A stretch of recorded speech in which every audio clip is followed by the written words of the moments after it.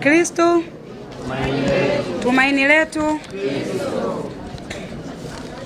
Ndugu wanahabari, malalamiko dhidi ya Padre Charles Kitima inalenga kwa uzito mwenendo wa Padre Charles Kitima, Katibu Mkuu wa Baraza la Maaskofu Tanzania TIC.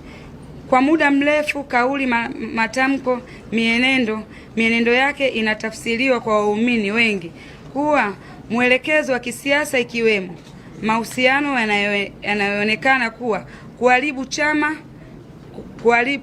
chama cha Chadema. Hoja kuu zilizowasilishwa ni hatari ya kulifanya kanisa lionekane upande wa chama cha kisiasa, kuvuruga nafasi ya kanisa kama sauti ya haki ya wote, hoji uhalali wa Ukristo wao, ambalo jambo si la haki. Lakini pia tukiangalia Biblia inasema wazi kabisa, yeyote atakayemwambia ndugu yake mpumbavu atapata hukumu. Hii sio mimi, ni Mathayo.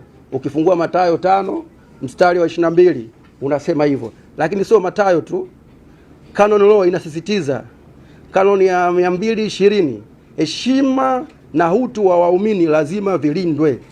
Lakini kanoni ya 386, askofu awajibike kulinda mahubiri dhidi ya matumizi mabaya. Kanoni ya 387, askofu awe kielelezo cha unyenyekevu na upendo. Lakini kama itoshi, kanoni ya 392, askofu azuie matumizi mabaya ya mamlaka. Lakini kwa kusisitiza zaidi, Papa Mtakatifu Francis alisema wachungaji si waamuzi wanaotoa hukumu, bali ni baba wanaoandamana na kondoo.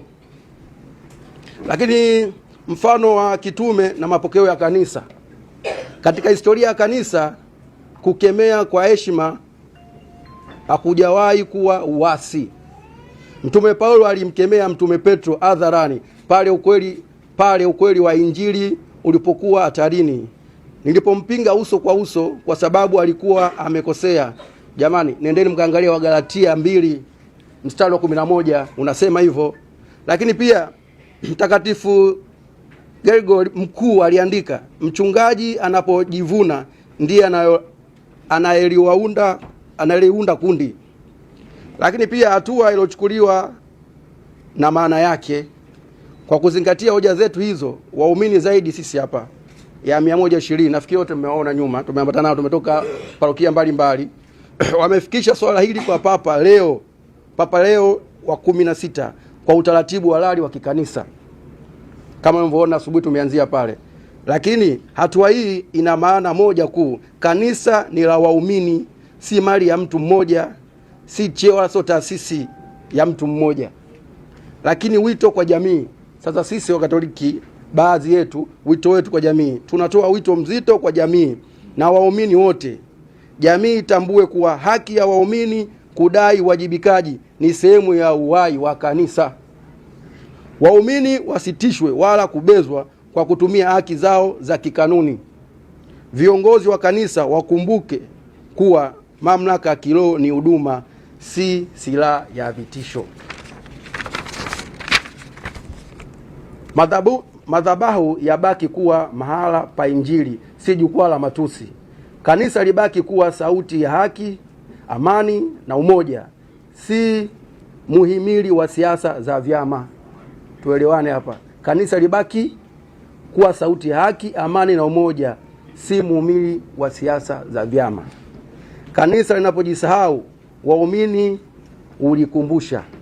Na ndio maana sisi tunachokifanya sasa hivi, aidha kama viongozi wetu walijisahau, tunawakumbusha kwamba wasikae kwenye mlengo wa siasa wa chama kimoja.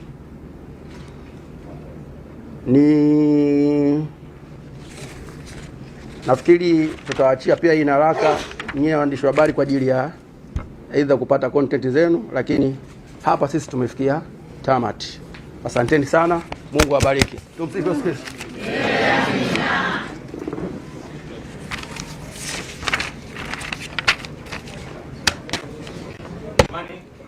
Ndugu waandishi wa habari, kama kuna mwenye swali ufafanuzi, kama kuna kitu haujaelewa unaweza ukauliza kisha husika watajibu. Sawa sawa. Sasa ndio mimi nimetoaje hizo class. Inawezekana sijafahamu ama inawezekana labda mimi sijaelewa vizuri. Unachotaka uongozi wa juu ndio hapa uchukue hatua za kinidhamu Charles Kitima ama umuondoe katika nafasi yake? Hapana, hatutaki aondolewe kwa sababu bado ni kiongozi wetu wa dini na tunamheshimu sana na bado anatuhudumia kiroho. Tunachokitaka arudi kwenye mlengo wa kiroho. Kanisa sio sehemu ya siasa. Karibu. Kabla ya kufanya hii press, pengine mlishajaribu kuwasiliana na kiongozi mwenyewe? Na pia la pili, ili mtu awe Mkatoliki sifa zikoje? Ili mtu awe Mkatoliki kwanza uzaliwe. Ukishazaliwa, ukibatizwa, kwa sisi maneno ya Kiroma, wewe ni Mkatoliki. Utapata mafundisho mengine, utapata komunio ya kwanza, utapata kipaimara, utakuja daraja la mwisho aidha upadilisho au ndoa takatifu. Karibu. Tumefuata process zote na hii sio press ya kwanza, labda wewe ndio umekuja hii ya leo, lakini tunafuata taratibu zote, tunapeleka barua zetu. Tunachokiomba sasa hivi tujibiwe na hatua zingine zichukuliwe. Mimi na swali. Mimi naitwa James. Natoka Tochi Media. Nilikuwa nauliza, nyie mmesema ni Wakatoliki.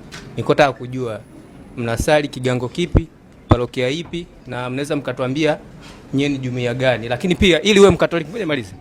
Ili uwe Mkatoliki, ukishabatizwa lazima uwe na kitambulisho ambacho kina namba. Nilikuwa naomba watu watatu tu wanaonyeshe vile namba zile, hata kitambulisho cha mfano, ili niamini kama kweli ni Wakatoliki, ili tuamini wanaoongea ni wa kweli. Lakini kwenye kanisa Katoliki kuna wasemaji ambao ni walei. Sasa hamjajaribu kuwashirikisha walei ndio waje wazungumze hili, au nyie mmejiorganizeje? Nimekuelewa.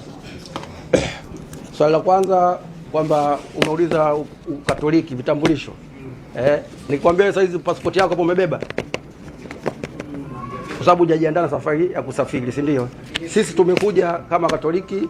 Swala la niko kigango gani na swali jumuiya gani, kanisa gani, nilishajibu hilo swali. Hata walikuwa kwenye press ya kwanza waliona na tayari ujumbe ushafika kwenye parokia yangu, kwa wanajua na hichi ninachokifanya.